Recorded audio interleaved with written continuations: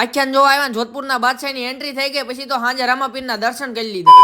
તો કેમ છો બધા મિત્રો, મજામાં દેશો? આપણા નવા મિની વ્લોગમાં તમારું બધાનું સ્વાગત છે. આપણા એરિયામાં 24 કલાકનું આખ્યાન છે. પછી તો ત્રણ ભાઈબંધ ગાડી કાઢી નીકળી ગયા આખ્યાન જોવા આવ્યા. અહીંયા તો રામાપીરનું અને બીરબલનું પાત્ર આપણા બોટાદનું પ્રખ્યાત આખ્યાન નીતિન ભગતનું 24 કલાકનું છે. એટલે એટલી ગળદી છે એની વાત જ જવા દો, બે હોવાની જગ્યા જ નથી. કે આખ્યાન જોવા તો અમારા બધા ભાઈબંધ આવ્યા હતા. લે આ તો અમારા સાહેબ નીકળ્યા પવા સાહેબ.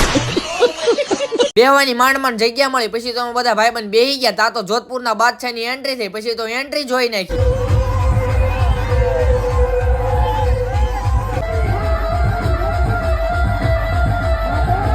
જોધપુરના બાદશાહ આવ્યા પછી તો સોડા લીધી ને એક પછી એક સોડા પી નાખી. જોધપુરના બાદશાહે સોડા પી લીધી પછી તો હરજીને ચાબુક મારવાનું શરૂ કરી દીધું.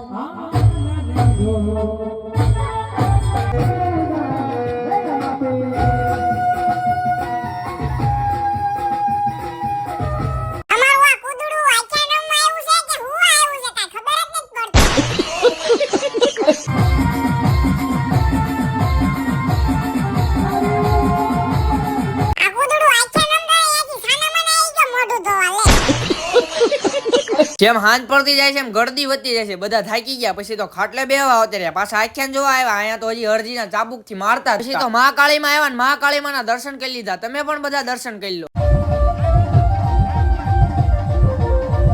જોધપુરના બાદશાહે પાછી સોડા પીવાનું શરૂ કરી દીધું. હરજીને છોડાવો પછી તો રામાપીર આવ્યા. રામાપીરના દર્શન કરી લીધા. તમે બધા પણ દર્શન કરી લો. આજ કોણ કોણ જય રામાપીર લખે કોમેન્ટમાં.